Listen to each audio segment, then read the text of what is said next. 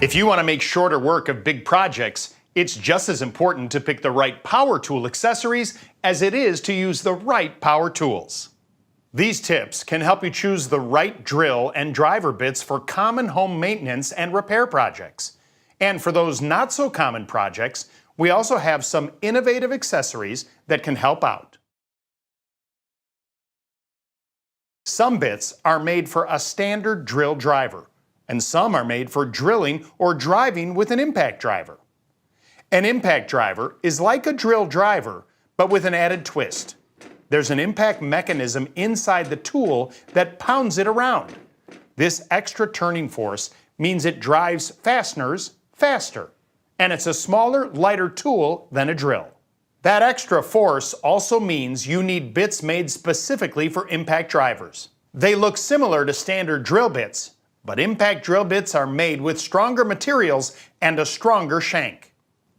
You can use impact driver bits in both standard drill drivers and impact, but if you use standard bits in an impact driver, they could shatter.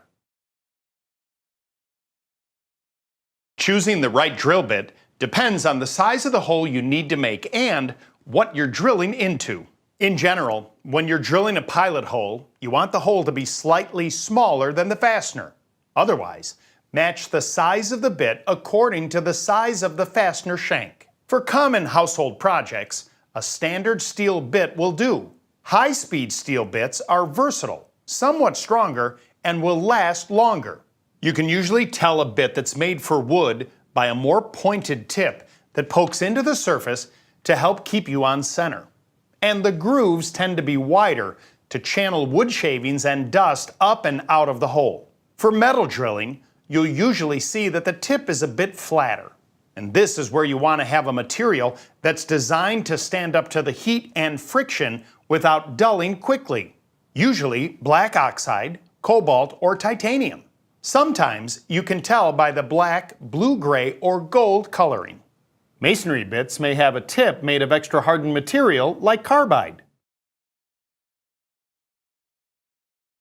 For larger holes, you'll want one of these.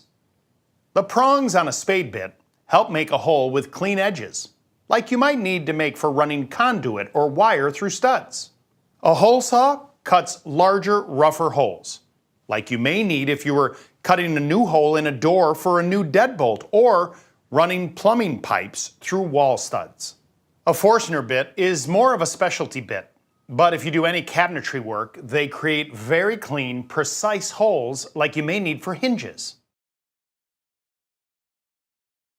These bits are all made for driving fasteners. The slot in the head is referred to as the drive. It's obvious by the shape of the drive which bit you'll need, but they come in different sizes.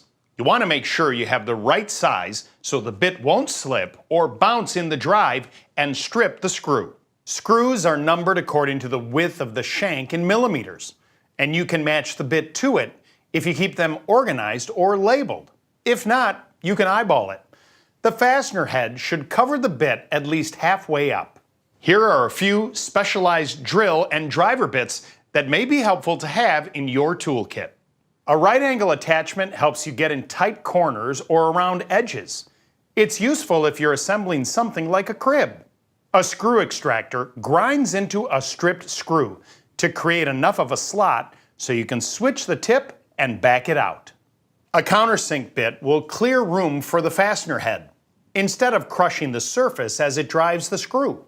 Use it on woodworking projects where you want the screw to sit slightly below the wood surface so you can conceal it with wood filler or a cap. A Quickchange Tapcon drive is pretty unique. You can drill the hole with your impact driver, then fit a sleeve over it to drive in your fastener. It saves a lot of time changing bits. It's especially useful for advanced projects involving trusses, ledgers, or masonry.